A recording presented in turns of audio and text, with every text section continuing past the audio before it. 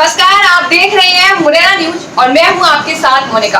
तो दोस्तों, आज हमारे साथ मौजूद है ग्वालियर से कांग्रेस के युवा नेता विकास उपाध्याय। तो विकास उपाध्याय जी, आपका बहुत बहुत धन्यवाद हमारे चैनल पर।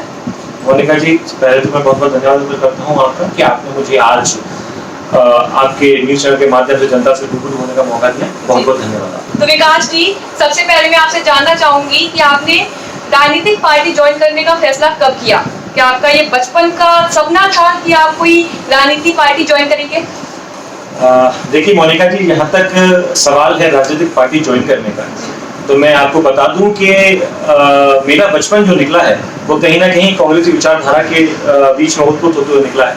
मेरे दादाजी, आज से मैं अगर कहूँ कि मेरे दादाजी नहीं, मेरे पिताजी के दादाजी, उन्होंने कांग्रेस के लिए बहुत काम किया और स्वतंत्रता संग्राम सेनानी रहे। उसके बाद मेरे पिताजी कांग्रेस की विचारधारा के रहे हैं हमेशा।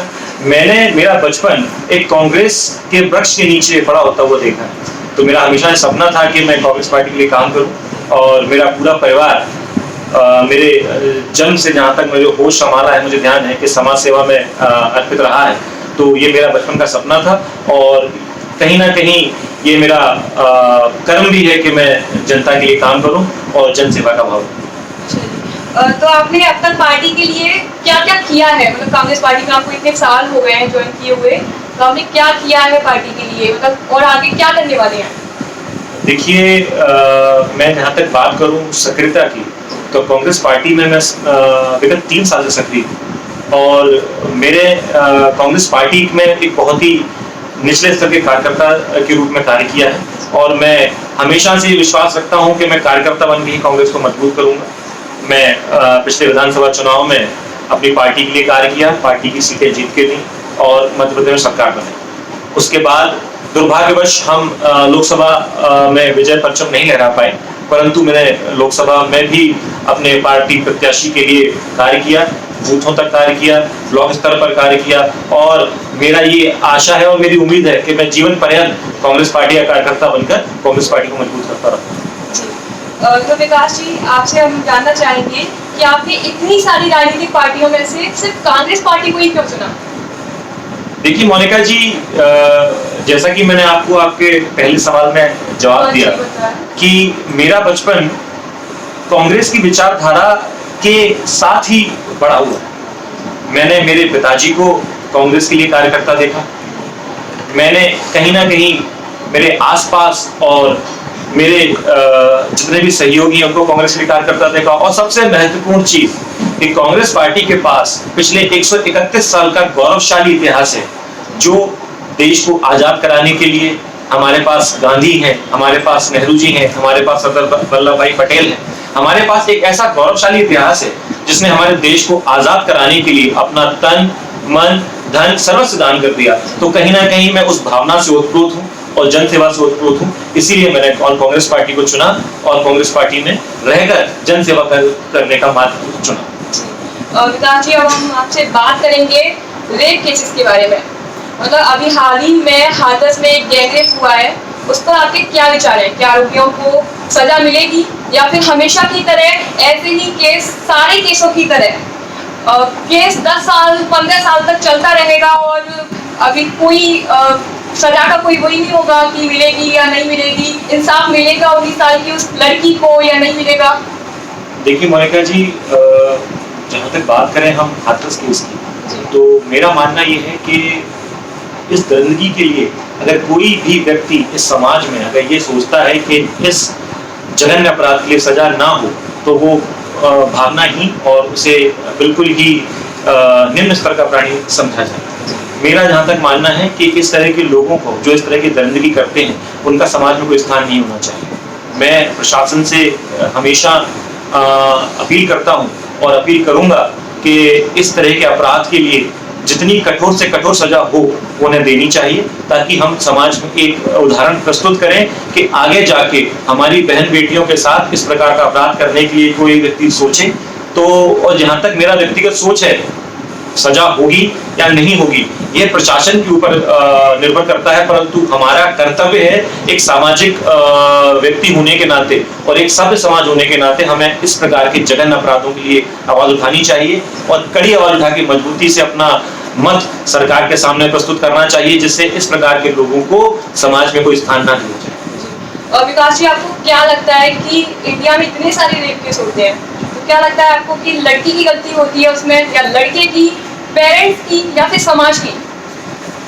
देखिए, अगर हम इस बात में, इस परिदृश्य में बात करें कि गलती किसकी होती है, तो मेरा व्यक्तिगत मानना है कि गलती किसी की नहीं होती, गलती उस व्यक्ति की है जो इस प्रकार की मानसिकता लेके चलता है। क्योंकि अगर हम मॉडर्न संस्कृति की तरफ बढ़ते जा रहे हैं, मेरा हमेशा से मानना रहा है कि एक सामंजस्य रहना चाहिए, आपको खुले विचारों के साथ होते हुए पारिवारिक भी होना चाहिए। लेकिन अगर जैसा कि आपने पूछा कि पेरेंट्स की गलती होती है, कोई भी पेरेंट्स, कोई भी माता पिता ये नहीं चाहते कि उनके बच्चे या उनकी बच्ची के साथ कोई भी ऐसी अप्रिय घटना हो जो कि उन्हें जीवन पर्यंत दुख दे। और कोई भी व्यक्ति, कोई महिला ये नहीं चाहती कि उसके ऊपर ऐसा कोई असॉल्ट हो या ऐसा कोई उसके साथ कृत्य हो जिससे वो परेशान है। अगर हम शॉर्ट ड्रेसेस की बात करें, तो शॉर्ट ड्रेसेस अगर महिला पहनती है तो सामने वाले व्यक्ति पर इतना अपने आप को कंट्रोल होना चाहिए और कि वो इन सब चीजों के लिए आकर्षित ना हो। लेकिन हमें ये भी देखना चाहिए कि हम इस प्रकार की, अगर आप कहीं मंदिर में जा रहे हो शॉर्ट ड्रेसेस पहन के जा रहे हैं, हर जगह का सामंजस्य बैठाना चाहिए। मेरा मानना ये है कि इस प्रकार के अपराध करने वालों की मानसिक स्थिति ठीक नहीं होती, वो किसी समाज के नहीं होते, वो किसी परिवार के नहीं होते, वो सिर्फ अपराधी हैं और इस समाज में रहने लायक नहीं है। इसमें ना तो किसी माता पिता की गलती है, ना किसी व्यक्ति की गलती है। ये गलती कहीं ना कहीं हम लोगों के बीच में से एक ऐसा व्यक्ति निकलता है जिसकी मानसिक कुरूपता होती है कि जो महिलाओं के खिलाफ जगह अपराध करता है। विकास जी, 6 माह पूर्व कांग्रेस के विधायक भाजपा में गए और सरकार गिरी, तो आपके इसके बारे में क्या विचार है और आपको क्या लगता है कि आने वाले उपचुनाव में क्या इसके परिणाम होंगे? देखिए मोनिका जी, ये बहुत ही अच्छा प्रश्न है। और आज के परिदृश्य में अगर हम बात करें तो सन 2018 में दिसंबर 11 को जो मतगणना हुई, उसमें जनता ने अपना एक क्लियर जनादेश दिया था कांग्रेस के पक्ष में, और कांग्रेस की चुनी हुई सरकार हमने बनाई। उसके पश्चात 11 माह में कमलनाथ जी ने बहुत ही अच्छा काम किया। 2 महीने आचार संहिता लोकसभा में निकल गए, उसके बाद सरकार स्थिर हुई, कैबिनेट बनी। परंतु इस खरीद फरोख्त की सरकार जो क्रियाकलाप हुआ, जो कि भाजपा ने किया, और हमारे कांग्रेस 16 विधायक जो भाजपा में गए, ये सिर्फ और सिर्फ पैसे की ताकत से भाजपा ने सरकार गिराई। हम अगर बात करें इन 16 विधायकों की, तो कमलनाथ जी ने अपना पूरा समर्थन इनको दिया, इनके क्षेत्रों में विकास कार्य कराए, और ये कतई न्याय संगत नहीं था कि आप किसी पार्टी से चुनकर जाएं, जनता का विश्वास लें और फिर उस पार्टी को छोड़कर दूसरी पार्टी में चले जाएं। जनता ने विश्वास जताया था कांग्रेस पार्टी पर, कांग्रेस के हाथ के पंजे पर, और जनता ने हमें एक आदेश दिया था कि आप 5 साल सरकार में रहें और प्रदेश को विकसित रूप पर ले जाएं। आपने अगर कमलनाथ जी के वक्तव्य सुने होंगे तो इन 15 महीनों में कमलनाथ जी ने माफियाओं के खिलाफ आंदोलन चलाया, शुद्धता का युद्ध चलाया, और एक ऐसी नीति बनाई जो आज तक भारत में कभी नहीं बनी, वो है गौशाला निर्माण। भाजपा अपने आप को गौभक्त कहती है, राष्ट्रभक्त कहती है, परंतु आज तक भाजपा की सरकार में एक भी गौशाला के लिए कोई नीति बनी हो तो आप मुझे बताएं। और रही बात उपचुनाव के संदर्भ में आपने मुझसे पूछा, तो मैं आपको क्लियर कर देना चाहता हूँ, बहुत ही स्पष्ट मेरा वक्तव्य है कि आने वाले उपचुनाव में सरकार आज भाजपा की है। हम उपचुनाव उन प्रत्याशी से नहीं लड़ रहे हैं, हम सरकार से लड़ रहे हैं, और उपचुनाव हमेशा से बहुत ही मुश्किल होते हैं, परंतु मैं फिर भी आपको विश्वास दिलाता हूं कि जनता सिरे से नकार देगी भाजपा के नेताओं को, उन्हें हम सरकार बनाएंगे और मध्य प्रदेश में स्वर्णिम भविष्य लाएंगे। और मेरा व्यक्तिगत मानना है, मैं आपके चैनल के माध्यम से जनता से अपील करना चाहता हूं कि हमें इन खरीदे हुए विधायकों को, जो पुनः आपके सामने चुनावी समर में, इन्हें हराना चाहिए, क्योंकि वरना ये परिपाटी डल जाएगी कि आप किसी पार्टी से चुनाव लड़ें, जीतें, पैसे लें और दूसरी पार्टी में चले जाएं। अगर हमें लोकतंत्र को बचाना है, संविधान को बचाना है, तो हमें इन लोगों को हराना पड़ेगा और जनता इन लोगों को हराएगी, और हम फिर से सरकार बनाएंगे, कांग्रेस पार्टी की पुनः सरकार मध्य प्रदेश में बनेगी। जी, विकास जी, आपका बहुत बहुत धन्यवाद। आप हमारे लिए समय निकालकर यहाँ पर आए और हमसे बातचीत की।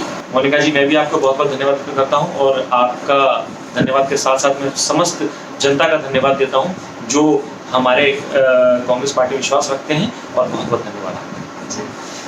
दर्शकों आज के लिए बस इतना ही, नमस्कार।